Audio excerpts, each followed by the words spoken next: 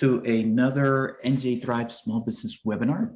So for those of you who don't know, we hold these every week, and basically we created them to help New Jersey small business owners start, grow, and thrive.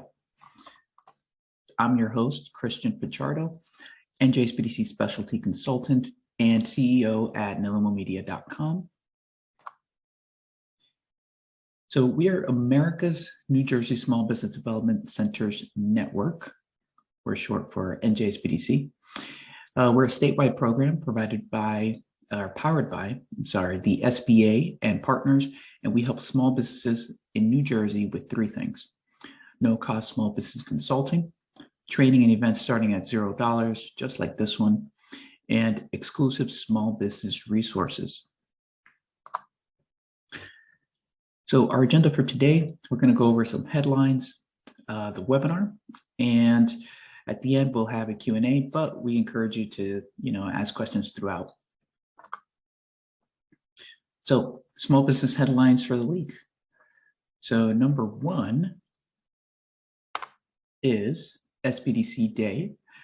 And basically this is a nationwide sort of SBDC holiday where on March 16th, next week, Wednesday, we sort of celebrate our impact and the hundreds of thousands probably at this point of small businesses we've been able to help across the 1,000 plus SBDC centers that are across the country. And we also have satellite offices in other countries as well. But yeah, stay tuned. On this day, we're gonna send out an email blast, and we'll be active on social media with a bunch of fun stuff. And so I think you guys will love it.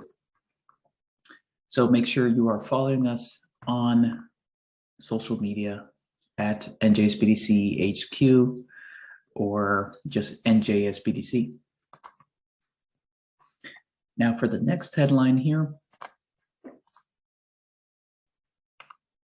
we have business.nj.gov has been pushing out a ton of resources recently on, basically how to grow your business. And for this week and previous week, I think it was, no, I'm sorry, it was actually this week that they shared this, exporting. So here they have an entire site dedicated to showing businesses everything about exporting.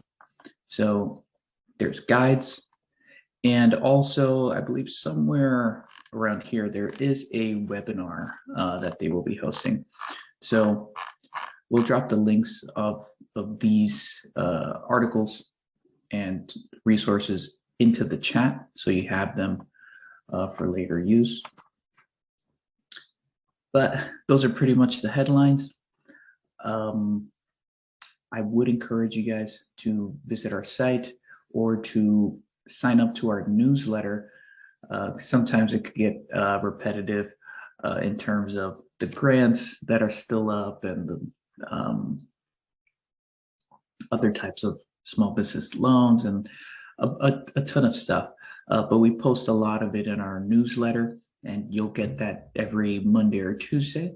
So that's the best way probably to keep up with what's going on in the small business world in New Jersey. So before we get into the webinar, things to keep in mind: please type your questions into the Q&A box. The chat can sort of get, messages can get buried in the chat. So the Q&A box helps us, figure stuff out. And you can also ask questions anonymously there. Number two is please complete a 3-minute survey. So once this webinar is done, you'll get redirected to a site where you're going to complete a survey. And once you complete that, you'll get access to the webinar resources, such as the recording and the presentation. Now, with that said, I'd love to welcome Nicole Russell. She is Education and Marketing Director at the Women's Center of Entrepreneurship.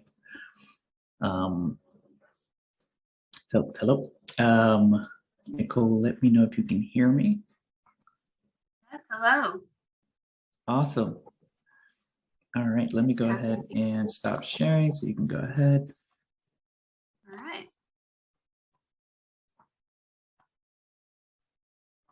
Here we go. Thank you so much for having me. I'm excited to be here. And hello, everybody. As you just heard, I'm Nicole Russell, the Marketing and Education Director here at the WCEC Women's Business Center. I am so happy to have the opportunity to come and speak with you today on the topic of small business ownership, but specifically and especially on the topic of women-owned small businesses. We know that small businesses are the backbone of our economy, but I think what a lot of people fail to realize is that women-owned small businesses are the backbone of our local communities. Women tend to give back and reinvest in their families and communities in unique ways. And for that, we should all be grateful and supportive. So today is going to be a session all about that. The WCEC, for those of you who don't know, is a part of a national network of women's business centers. There's over 130 of us in the country. There are 2 here in the state of New Jersey. We are located, our base is in Chatham, New Jersey, which is North Jersey, but we serve the northern 14 counties, and our sister women's business center is located down in Camden, serving South Jersey. So in honor of Women's History Month, we celebrate today that women-owned businesses are a key component in propelling our economy forward. Here are just some of the latest statistics from the SBA, or the Small Business Administration, for those of you who aren't too familiar. So in the past 5 years, total employment by women-owned businesses rose by 8%. 5.4 million firms are majority owned by women of color in the US. In 2020, women-owned businesses executed over 300,000 contracts across the US. And in 2021, 1.1 million of all businesses were owned by women. And that last bullet point is one that I really want you to just read again. Make sure you take a second, a third look at it. That is a huge network of women-owned small businesses, and that's really going to play into the theme of today. So every year, we serve anywhere from 96 to 98% women. When surveying our small business owner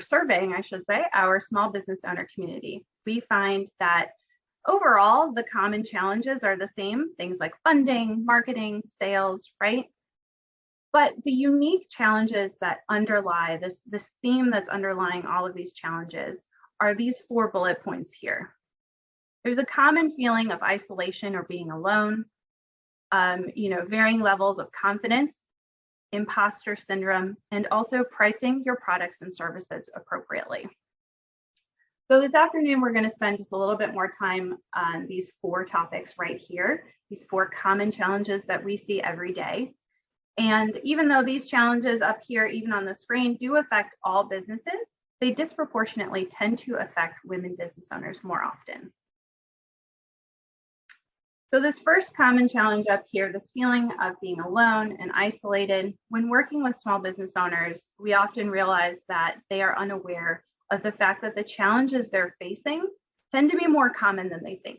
A lot of times you feel really alone in experiencing a certain challenge within your business. But remember that 1.1 million women-owned businesses in the country statistic from a couple of slides ago, because that alone should tell you that there's a vast network out there for you to tap into with the right resources and if you want. So entrepreneurship in nature is really lonely, especially for my solopreneurs in the room today. You really are a one-man band. You're doing it all. And I do understand that. And a lot of times your friends and your family, they just don't have the experience and the expertise to really relate to you. Although they try very hard to be supportive, hopefully, sometimes that experience is really valuable in what you're looking for. So the bottom line here is you don't have to go it alone. And we're going to talk about ways that you can beef up your network and your support. I think a lot of times I hear, there's a client who will come to us, a small business owner, and they'll say, I'm just looking for that networking group. That one networking group where I can go to and relate to everybody, and that will be the support that I need. But the truth is that you're probably not going to find just one group that provides you with all of the support that you need. So I would encourage you to test out different groups and source from many different areas to build your own support group. There's your support network, your peer advisory group, your advisory board, whatever it is that you choose to call it. And I know what you're thinking, that sounds expensive. Oh, go ahead. Sorry to interrupt, Nicole. But I forgot to do this. I do this at the beginning of most webinars. But in the behind the idea of networking, I'd love for everyone to drop their business, what are you doing, into the chat. And that way, if you see something that connects with your business, share contact information, network inside the chat, because if you're all here, you're sort of all in the same mindset right now. Yes, I love that. Your virtual business card, if you will. Yeah. And I would add to that, yes, put in your business name, what you might see on a business card. Also, maybe add into that chat box, into that virtual business card, the problem that you solve. Why would people come to you? And really just take a minute to scroll through there and see what other businesses we have in the room today. I love that. Okay, so I know that you're thinking, okay, you want me to go and join all these groups? No, I don't. First of all, that's incredibly expensive. But second of all, who has the time to do that, right? So, if you are like me, every time you meet somebody, they're telling you, oh, you have to check out this group.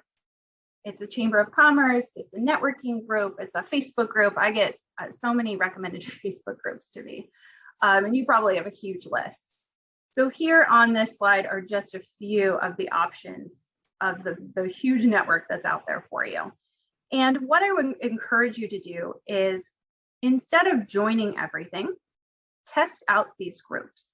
So what I mean by that is, usually if you go to a networking group or a Chamber of Commerce, they'll let you attend at least a meeting or some kind of an event for free. Just reach out to them if it's not on their website. I'm thinking about joining your group, but I really want to make sure it's a good fit. Can I have complimentary access to one of your meetings? The answer is almost always yes. If you don't know the person to go to, look for titles in their staff section, things like membership director or membership coordinator. If you know somebody who says, hey, join this chamber, join this networking group, ask them if they can bring you as a guest to that meeting so that you can check it out. The goal here is that you find support and you meet a wide variety of people, but you also protect your precious dollars. You're a small business owner. I know that you do not have a huge budget for this kind of thing. You also don't have time for it. So reach out to see if you can attend some of these things complimentary. And then beware of Facebook groups. I get a lot of recommendations. You have to join this Facebook group for small businesses, women-owned businesses, entrepreneurs. And not every Facebook group is going to be a good fit for you. Sometimes they're just sell, and they're not as supportive as you'd hope they would be. As women, I think we tend to sort of internalize this feeling of, well, my friend or somebody who I look up to asked me to join this Facebook group, and now I feel obligated to stay in it, or this networking group, whatever it is. But just know that you can make that determination on if it is a good fit for you or not, and choose to join or not. So Facebook groups, some of them are great. You're probably going to have a long list of them to join. Just be mindful of where you're spending your time. Mentors is my next thing on the list. Don't be too intimidated to ask somebody to be your mentor. When you find somebody that you feel you admire for whatever reason, maybe they're a small business owner with a huge social media following, and you have always wanted to grow your Instagram to 10,000, 100,000 followers. Maybe that person can be a mentor to you, in order to do that. Maybe you admire their salesmanship. Ask that person if they wouldn't mind being your mentor. And then, of course, letting them know that they can serve in whatever capacity they'd like, as a part of a group, one-on-one, and then set up the expectations for them, right? I'm not going to be calling you every week. Maybe let's have a set 30-minute phone call once every 3 or 4 months, where we talk just about this one topic, and we can check in with each other, about this specific topic. And I've noticed that there's more of a hesitancy with the women that we work with than the men that we work with on asking and being bold enough to approach that person that you admire to ask them to be your mentor. But if you're looking for that hyper-local mentor on your level, in your community, really the only way to get matched is to ask them. And of course, you're welcome to join organizations that have specific networking groups for this purpose, like the WCEC Business Brainstorms, where it's really a peer-to-peer discussion and connection. The second most common challenge that we see here is, first of all, the chat box is lighting up. So if you guys are not looking at all of the other businesses that are in the room, you're missing out. But the second most common challenge that we see is with confidence levels.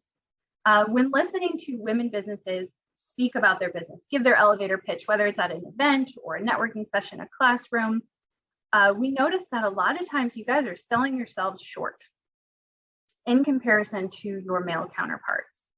And something that we hear a lot about in regards to this is that there's this need to not feel like you're bragging, like you're being too boastful about your business. You don't want to seem like you think you're the best thing ever. But confidence is really one of the things that equals conversions. And conversions can mean many different things, whether it's a sale of a product or a service, getting somebody to sign up for your ebook or your newsletter, whatever that is. And so confidence doesn't have to be arrogance. It can just be factual, and it can help you to sell your product or your service. I think at the end of the day, though, nobody can tell you, hey, just be more confident, right? You feel the way that you feel, and nobody can challenge that. That is something that comes from within. So we have some tips on boosting your confidence that will hopefully start to portray itself outward and inward as well. So even if you only have one client right now, my challenge to you would be reach out to that client. Ask them to leave a Google review or a Facebook review, or just provide you with a written testimonial by email even. Ask them what it is that they enjoy about working with you, what drew them to your business when they found you, and if they're a repeat customer, why do they keep coming back? You can use the key words and phrases that they use in their testimonials to then speak about your business confidently. It's no longer just you saying this about your business. You have evidence that clients say this about your business. So that's just one of the ways that you can help to boost your confidence when speaking about your business. Another challenge is the elevator pitch.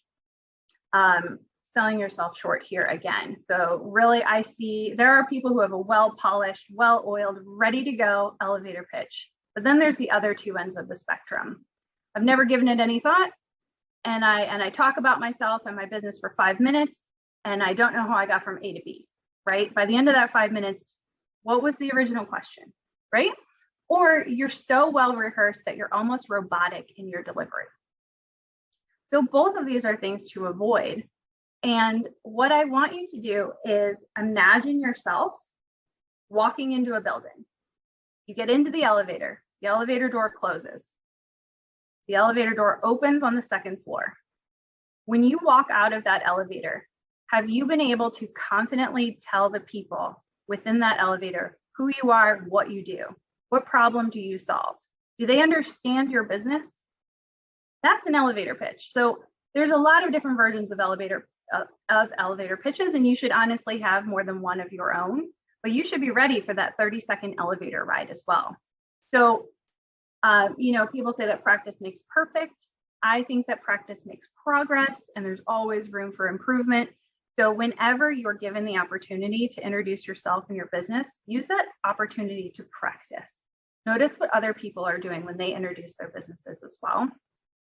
And what I would love is in the chat box, I would challenge you to say from 0 to 5, 0 being, I've never really given this a lot of thought, which isn't a bad thing. It's not a negative thing at all. To 5, my elevator pitch is perfect. Rate yourself on 0 to 5 and how you feel you deliver your elevator pitch. If you're not comfortable sharing that within the chat box, I would challenge you to, type it into the notes on your phone or on a piece of paper sitting next to you, and then look at that number and see the room for improvement. See if you can work on that throughout 2022. And I'm seeing a lot of 3s, 0, great. You've never thought about it before. You've never practiced it before. There's nothing wrong with that. 3.5, always improving. I love that attitude. Yes. All right. So as you guys can see from this chat box, very few people, if anybody, is saying that I've absolutely perfected my elevator pitch. So this is something that a lot of our women-owned small businesses just within the room today are finding a challenge and need to work on. So ways to do that, you can of course take a class on elevator pitches, you can take a class on public speaking, you can go to organizations like the WCEC or NJSBDC for assistance with pitching your business, whether that's to funders or potential clients. There's also a ton of YouTube videos. TikTokers are taking on this challenge right now, right? There's a ton of small businesses on TikTok that are offering advice on items just like this. So there's a lot of free resources out there for you. All right, so the next common challenge here is imposter syndrome, which is a little bit of a controversial term. I know there's a lot of different ways to explain this. There's a lot of different things that people call it. But for the purpose of today, we're going to run with it. So a study in 2020 from Kajabi revealed that 84% of small business owners of all genders that they interviewed experienced imposter syndrome at some point. But the research also suggests that women disproportionately are affected by imposter syndrome. So we experience it more or a little deeper, perhaps in our male counterparts. So we find this to be true, at least in some capacity. Self-doubt, overthinking, imposter syndrome, all of these overlap and go well beyond entrepreneurship into our personal lives as well, right? And a lot of women also report putting off opening their own business because of imposter syndrome feelings. So to help with this, what you should know, again, going back to that first slide with all those statistics on there, there's a huge network of small business owners, women small business owners, for you to tap into. There's certainly a lot of mentorship opportunities within that. And we went over, how to find these people, how to build your support group as well. Find a role model, find somebody that you look up to and admire for whatever reason as a person or as a small business owner, probably ideally. Ask them to be your mentor. There's absolutely nothing wrong with asking for help, taking classes, signing up for business counseling, coaches, mentorship. And don't forget to support your fellow women business owner. Remember that empowered women empower women. And don't take that lightly. That's a huge, huge thing. One of the biggest reasons women have progressed so much over the course of history is because we support and empower each other. So one of the best ways to help you and your colleagues, your peers overcome this is to support each other and just let each other know, reach out that you're there and you're there to help. All right, another common challenge is pricing your products and services appropriately. So you're not charging enough, or when you first started, maybe you've been in business for a few years, when you first started out, you were charging what you felt was reasonable at the time, and maybe it was, but now you haven't increased your prices, you haven't reassessed, you haven't gone back and looked at that business plan, gone back and looked at that financial forecasting that you did in the beginning. And now you realize that you might be losing money on some of your clients or losing money on some of your products. And this is a problem that or a challenge that we see really affecting women uniquely within our network, is that, that feeling of, I can't go to my long-term client and just say, by the way, I'm charging a lot more now, here's my new price. How do I do that? And you're thinking about their budget, their household, their feelings, and which is great. And that's what makes us so unique and thoughtful and wonderful. But you're not doing yourselves any favors as a business owner who's looking to grow their business. So easier said than done. Again, all of these challenges are easier said than done. And I hope that what you're taking away is there are just a few things that you can implement, maybe today, maybe this week or month, that can help you to overcome them if you're experiencing them. So with pricing specifically, one of the things that we would suggest starting with is actually writing it out, even in a Word document, if you're not going to physically write it down. Identify the problem that you solve. So you're not just selling, let's say, skincare, right? It's not just face lotion. It's face lotion for a certain age group, maybe because you have a certain ingredient in it, like retinol, right? Or I'm not a skincare expert, but you have something in your skincare product that is for a specific person who's experiencing a specific problem, and you have the solution to that problem. What is it?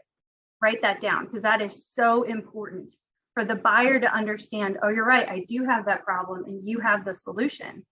What could be easier for me than that?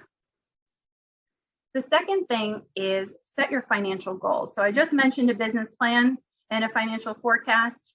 Even if you are not one of our small business owners in the room today who is looking for a grant or a loan, a business plan and financial forecast is still such a key building block for your business. And this is one of the reasons. So setting your financial goals, where do you want to be at the end of your first year in business? Do you want to be breaking even? Is that okay with you? Would you like to be profitable? If so, by how much? What about 2 years? What about 3 years? And then how do the prices that you're charging for your product or service affect those financial goals? And here's the sticky part. Here is where, when I say it, a lot of people shut down, but research your competitors. Everyone's doing it, whether they're talking about it or not. They're researching their competitors. So I would challenge you just to find at least 2 competitors out there that are offering a product or a service that is similar to yours. What are they offering that is similar to and different from your product? How are you unique? How is what you're offering different from what they're offering? And then what are they charging and what are you charging? Is there room for you to charge more? And how do you tell these long-term customers, going back to the beginning, right, that you are now charging more? Well, here's what's unique about the service that I'm charging. And it gives you that confidence to go back to them and say, we've reevaluated our pricing, and going into this year or this quarter, whatever it is, this will be the new rate. And remember to secret shop if you have to. Again, something that I find women in particular are very uncomfortable with. But there's a trend over the past couple of years to not put your prices right on your website. And I understand that there's a technique behind that, right? So it makes it incredibly difficult for you as a small business owner to research your competitor because they're not putting their prices right on their website. There's nothing wrong with calling and saying, hey, I'm interested in your product and service. Can we talk more about that?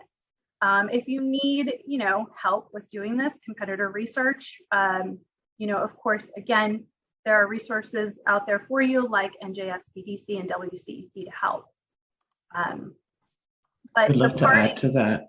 Yeah, go ahead. So I'd like to give everyone the mindset if you're secret shopping, you're not pretending to be someone that you're not. It's research, right? And big, huge companies do this too. And they do it so under the radar that you probably don't see it out in the open. But all businesses do this, right? Whether you're looking at just a website, you're asking someone for a quote. I did this last week. I sat on an entire demo of my entire competitor's presentation because I wanted to see what their sales demo looks like. So yeah, just wanted to add that tidbit. And we also have a question that I think is relevant on this slide.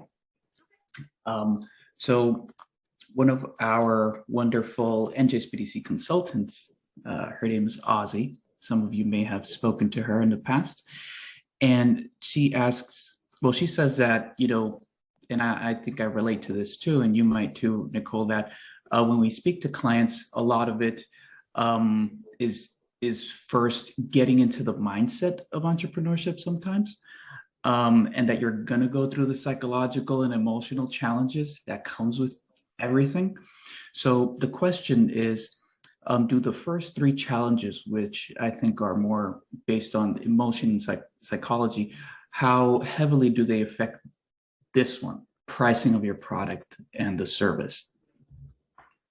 Absolutely. I think the first 3 common challenges that we discussed, imposter syndrome, confidence, and I'm blanking all of a sudden, but they definitely are. Those are internalized challenges that you go through that are incredibly difficult to overcome on that individual basis and on the inside.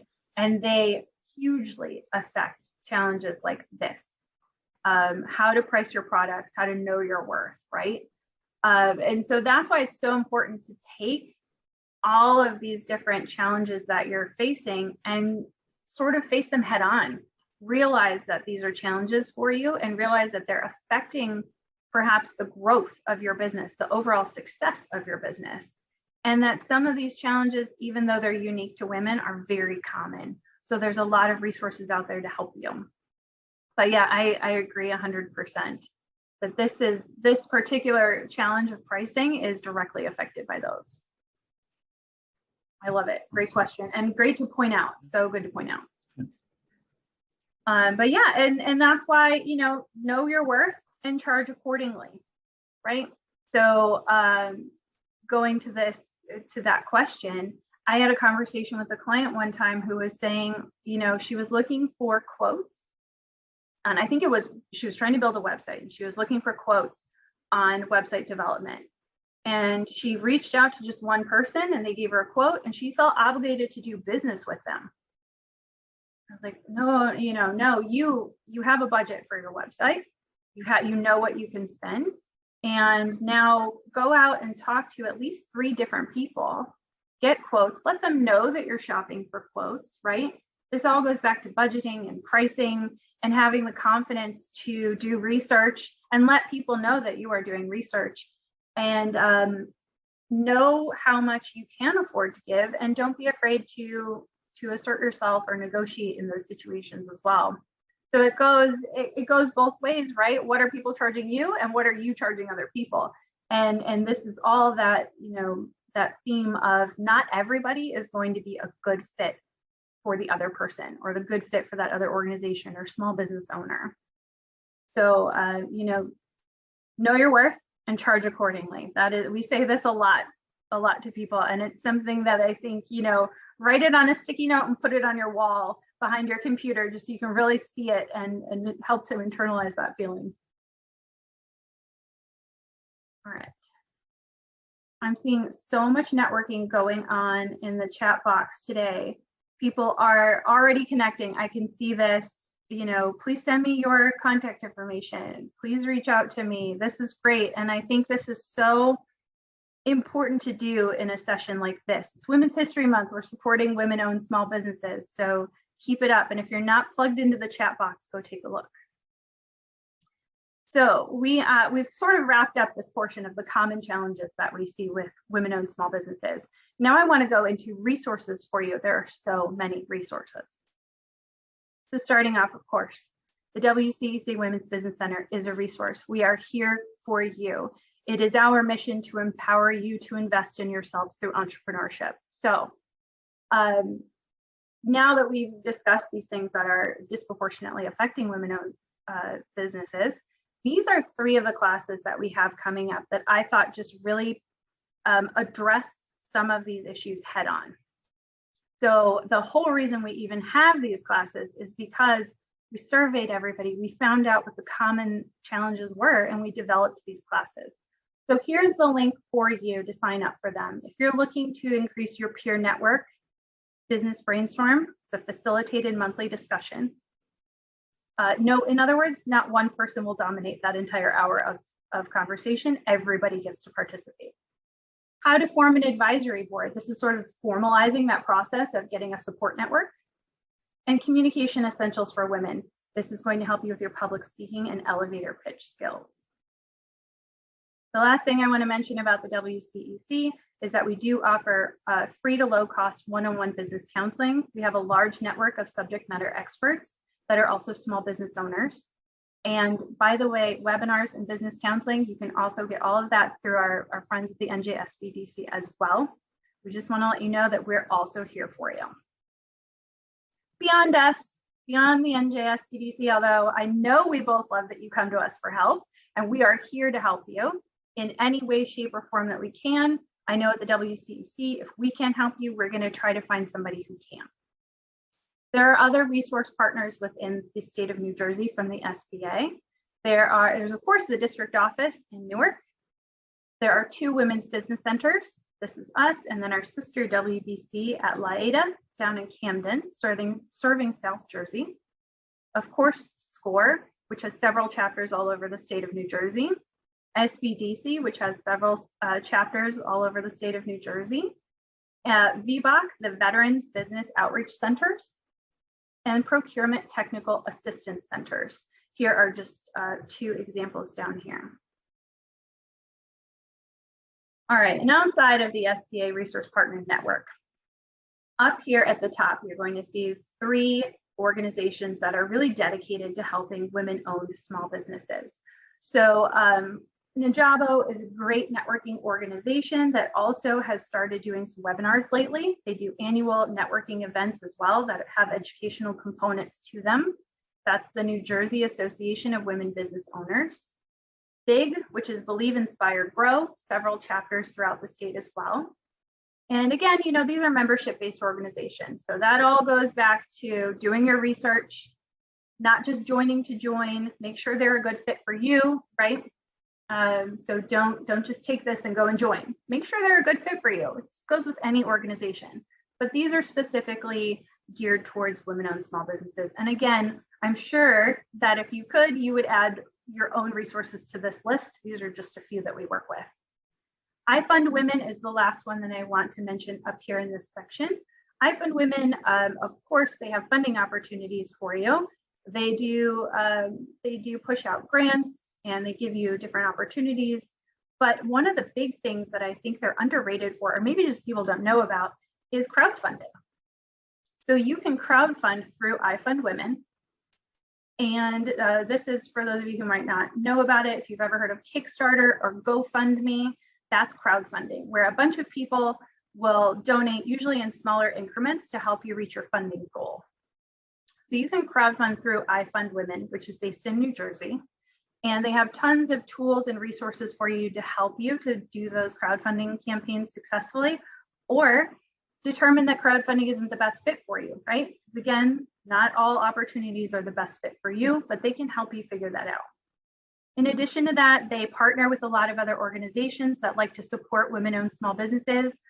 Recently, they partnered with Caress, which you might be familiar with, their soap or skincare line, for a grant opportunity for women. Oops. And so those are our specific women-owned small business resources in the state. In addition to that, of course, you have the New Jersey BAC, New Jersey Business Action Center, the New Jersey Division of Revenue, Taxation, Treasury, the NJBIA, IRS, of course, for all of your tax questions, the fun topics, right?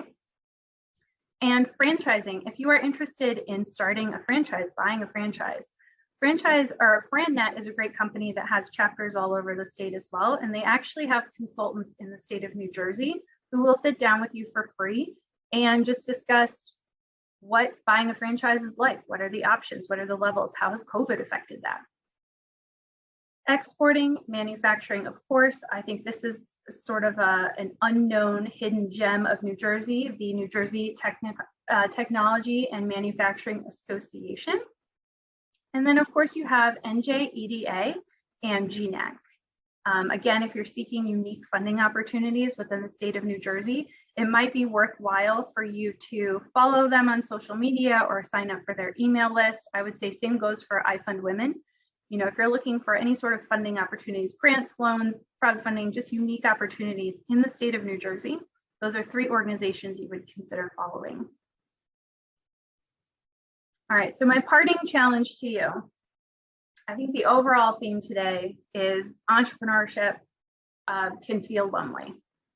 You can feel like you are alone in this process, and you're not. You don't have to be. There's tons of people out there for you to build your network on, and you can start slow. I know it's hard. Sometimes it's easier said than done to reach out for help, to reach out for support.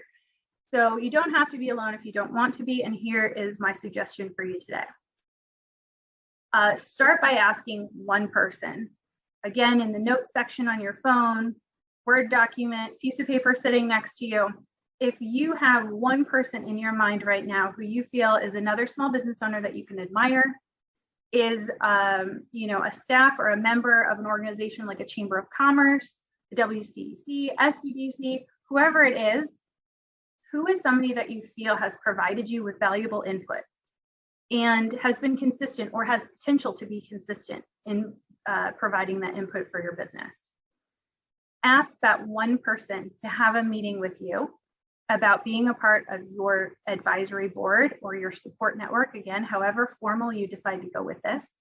See if they'll meet with you and check in with you every 3 to 4 months. Again, set the expectations accordingly.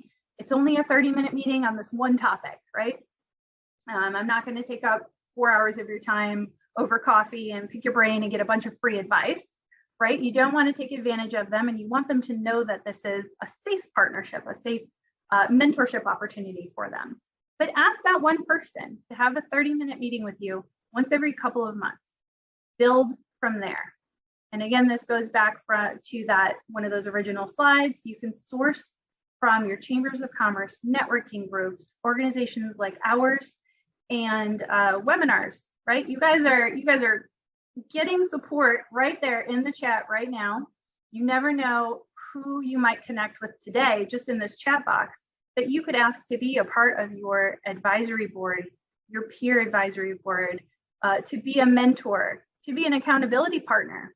Hey, this is a goal that I set for myself. I noticed you had a goal that was similar. Can we hold each other accountable for that this year? And just build from there. Start somewhere, start with that one person, and be careful, right? Take your time and build from there. That is my parting challenge to you today. And with that, I'm wrapped up and ready for Q&A. Awesome. It's a lot of great info and resources. So I'd love to remind everyone that the Q&A is open. Please drop your questions into the Q&A. Let me go ahead and just pull up my little screen here. All right. So first question from Gina. She asks, not sure if gender specific or due to rising costs, but I find potential clients asking for discounts and free services. I have struggled with finding the right response. Yeah, absolutely. I think this is definitely the plight of many a small business owner. I don't know, just like you said, I'm not sure that it is gender specific, but I know that a lot of times with women, we do feel compelled to answer that calling, to answer that question with a yes, because we want to help. And you have to ask yourself, what are your financial goals for that year? And how many services can you give away discounted or free before you start to negatively impact that financial goal? And maybe there's a middle ground for you. Maybe, no, I can't offer free services, but I can offer a discount one time, if that makes sense for you and your business. And I see that second part saying, I have struggled with finding the right response, which I'm leaning towards the fact that you're thinking, oh my gosh, I can't keep doing this anymore. And I think the response for that is, and I see this a lot actually in some of the networking groups I'm in, I would love to have a meeting with you about this. Here are my prices. Here's how you sign up. And just sort of rephrasing that when you give it back to them and saying, I would actually love to meet with you about that. Here's my price sheet. Here's how you sign up for that. It's a little bit more difficult, I think, if you have a product. Not everybody, especially a small business owner, you don't have a sample size for everything, because that is costly, unless you're, the Johnson & Johnsons of the world. So I'm sorry, we don't have any free products at this time, but maybe in your store, if it's something like a lotion, right? We have some testing samples in our boutique that you can come and test out, but I can't ship you anything for free at this time. And just, that goes back to knowing your worth and charging accordingly. It's okay to say no, or not at this time, or I would love to help you. Here's how you sign up, and letting that sign up sheet do the work for you. I don't know, Christian, what do you think? Yeah, I am.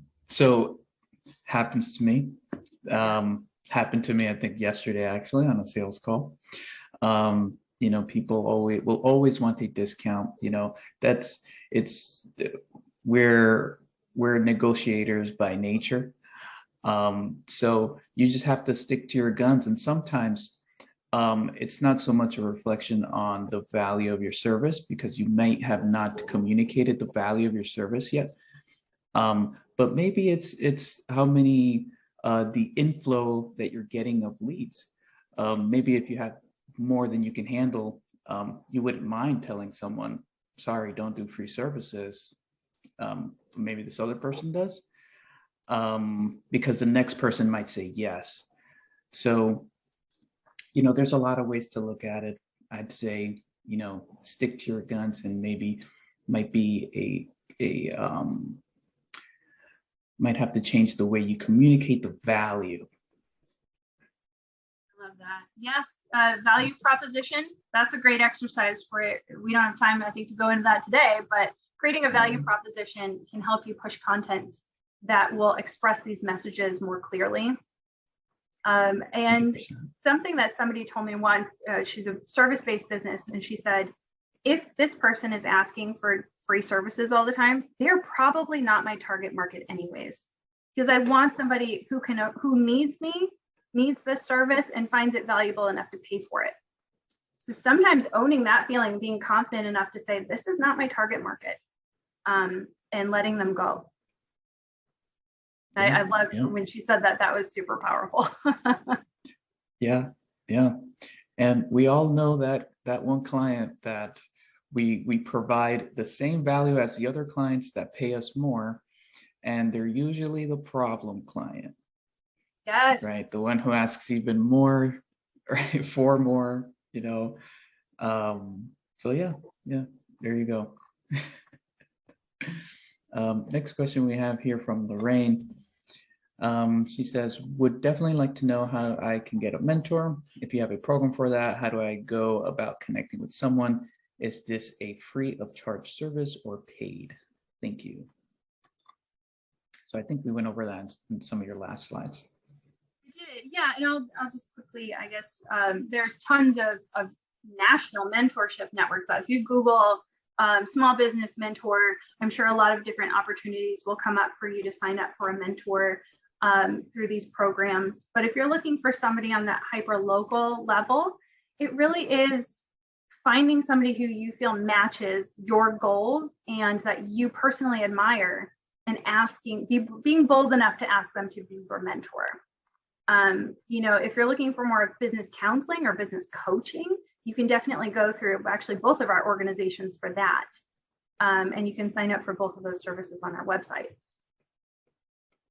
I'd love to add on the mentor part, because sometimes people will approach it in the wrong way, where you're sort of asking for them to give you value, when it should be the opposite. If you're asking someone to give you their time, especially if they're a mentor, they're probably on the next level where you want to get to. So I'd probably suggest, offer some value, offer, free work, figure out where they might be lacking that you can provide value to. It might be a totally different area. You might be fitness, who knows? But if you connect over something else, and then they could help you with, say, marketing, that's how you could probably build really close relationships, become friends, eventually business partners, who knows? Yeah, absolutely. And they're volunteering their time to you. They're giving you that mentorship for free, which we just discussed is a huge issue, right? So knowing the difference between, what we hear all the time, let me pick your brain. In other words, let me get free advice all the time, versus can you be a mentor and help to advise me on specific areas of my business? Show your appreciation for them and don't take up too much of their time. Set an agenda, set expectations accordingly. And I love the idea of giving back to them. Is there anything that I can do for you today? Is there anything that you're looking for that maybe I can be even just a connector within the community for you? And checking in with them that way. I love that idea. Yeah, just one last tidbit, because this is a real life example that I did with now is a friend for me, successful real estate agent, invests and all that stuff. I want to get into investing. They need marketing. I do marketing. So I became friends. You follow that person on Instagram, right? You start connecting with them. You offer free advice, just tell them what they could do to do better. They get good results. They're going to come back to you for more advice. So yeah, that's sort of like a real life example of how I was able to I guess get a mentor. I love that. And just even one last thing on that, which is these people are serving in advisory capacities, right? So just because they suggest something or they advise you on something doesn't mean you have to do that. These people are not in charge of your business. They're advisors to your business, mentors to you. And at the end of the day, all decisions are yours. Be open to hearing their feedback, but just know that you're not asking them to come in as CEO and do work for you. You have to do the work and make those decisions, which I think also helps release some of that pressure from the mentor. And with that, I think I'm done on the subject of mentors. There's just so much. We could talk about this all day, I think. Yeah. Okay, so next question from Ozzy. Do you think that certifying as a WBE and SBE, which by the way is Women-Owned Business Enterprise and then Small Business Enterprise certifications, will they help increase the number of contracts obtained by women-owned businesses? That's a great question. I think that when you hear about certification, a lot of people, especially with women, they think I'm going to get a leg up. Oh, I can certify. I'm going to do that. And just know that certification is not a good fit for every single business. Consider who the audience is that requires a certification. Is that your target market? Because if not, why are you certifying? Just something to reflect on. And will it help increase number of contracts? If they're requiring that you be certified, then yes, absolutely. This all goes back to who your target market is and what they require of you. So this, I think, is a reflection of your business and who you're trying to get business from. I don't know, Christian, do you have a follow-up? Yeah, I think like you said, it depends on the person. So if you're looking for government contracting, they do have set-asides for WBE and SBE contracts. So that if that's the direction you want to go to, and you could provide a service or product for a government contract, then yes, it would probably give you a leg up. If you're trying to do business with just a private company, then they probably won't care if you're certified in anything. They just want to know that you do good work or make a good product. All right. Next question here. Any recommendations for resources relating to affordable employee benefits planning for small businesses? I think insurance, taxes, legal, these are all, when we get questions regarding to these three topics, we really say this is when you need to have an expert on hand. So if you're seeking insurance advice for your small business, there are employment lawyers out there who can help you to determine if you have employees, what you need to offer them at what different stages of business ownership and employee status. And also doing your homework with different researching different agents that can help you as well, knowing that not all will be a good fit for you. Some will have different recommendations on what fits best with your business plan. But I would definitely say you need to seek the advice of a professional who does this for a living. What about you? Yeah, 100%. Yeah. Certain topics, right? Yes, yeah. So we aren't insurance agents, and we aren't lawyers, and we aren't your insurance agent or lawyer. So definitely seek out experts in those fields. Absolutely. So Anonymous asks, I'm assuming this is related to the offering a free service or product, but they say that this is more difficult for service-based businesses who don't have a physical product. And I'll let you go first, Nicole, but I do have a challenge for this person. So we're thinking that this is more difficult. The pricing your products, is that or not giving away free things all the time? Okay. I think so, yeah. I hope that's what this is in regards to, and that's how I'm going to answer it. So yeah, I think it's difficult when you offer a service because people always want to call and pick your brain. I hear that all the time. Can I just pick your brain for a minute? You know, can we meet over here in the corner? I'm just going to pick your brain for a minute. And it's so hard in that moment to say, no, my time is valuable. Please sign up for it. It's so difficult, especially in the moment. And so I respect that a lot. And there are some things that I would say, you know, at a point in a conversation, maybe being bold enough to stop it and say, I would love to talk to you more about this in depth later. Please go to my website and sign up for a consultation. Or, you know, I don't know, I'm trying to think of I'm thinking of consultation-based businesses, but let's say you are a fitness coach of some kind, a yoga instructor. And so it's not like a physical product that they're buying from you, it's really the time that's spent with you. Oh yeah, I'd love to show you that one stretch to help with, you know, your neck from working at a computer all day. But I really think you would greatly benefit from a full class.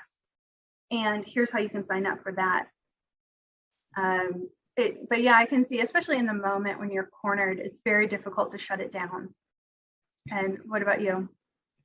Yeah, this all comes down to sales and marketing. So to Anonymous, I'd like to challenge you, and this is I'm giving you mentoring right now, so I don't want you to take this harshly, but if you think it's more difficult, it could probably mean that you haven't thought of a way to make it easy. So, and I'll give you some examples of what you can do to get past sort of that hurdle. So in service-based businesses, what is most common, people will provide a free guide. You make it once, a PDF, make it once. You can send it out to a bunch of people. That is your free giveaway. When someone asks, hey, can I pick your brain? You say, sure. It's $50, $100 an hour to pick my brain. You have to be confident with these things, because when someone sees that you're confident and that you're really professional and stern about your pricing, your business, it shows that you have value, and that you're not willing to just give out this value for free, and that your value isn't free. So I'll leave you with that challenge, but it's sales and marketing. Just have to think a little bit more creatively and deeper into what you can do. And those digital downloads, those ebooks, the top 5 tips to do this, those are so popular right now. And you know, you can even get an email in exchange for that, right? Build up your database that way. But it's definitely, I think, a good compromise of things that you say all the time anyways. And now you're just putting it down on paper and calling it free. And then it's something that you can give your customers and then ask them to pay for additional services. I love that. Yeah. So next question here we have from Lorraine. I think this might be the last question because we have a minute left here. She says, I'm always giving out information because I want everyone to win, but I realize I need to focus on my next steps with really organizing my business. I'm all about exchanges and good energy between people, as well as paying for services. Thanks for the answers and suggestions. Okay. It seems like it wasn't a question. Right. Right. So it was sort of praise to the answer. So thank you, Lorraine.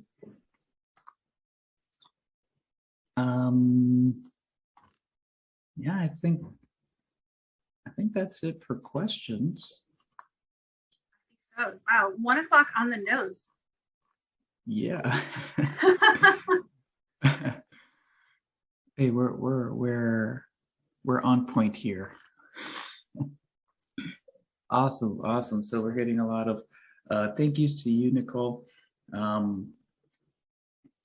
So yeah, that is pretty much it. So next week, everyone, on Tuesday, we have Beverly Byerman King joining us, and she's going to show us how to stay resilient when you're feeling overwhelmed. So you can go ahead and scan the QR code to get to the event page there. You just have to point with your camera. You don't need to take a picture. Once you point at it, a link will pop up. Tap the link, and you're going to see all of our events to register for. And we are the NJSBDC. We've helped 13,000 plus small businesses.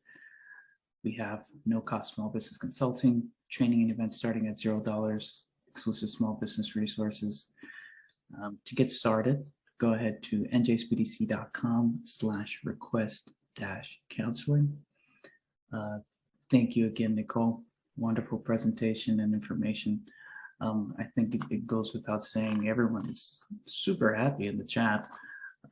So we're glad we could have you on here. Thank you so much for having me, and happy Women's History Month, everybody. Reach out if you need anything. Awesome. Thank you again, Nicole, and to everyone. See you next week. Bye, everyone.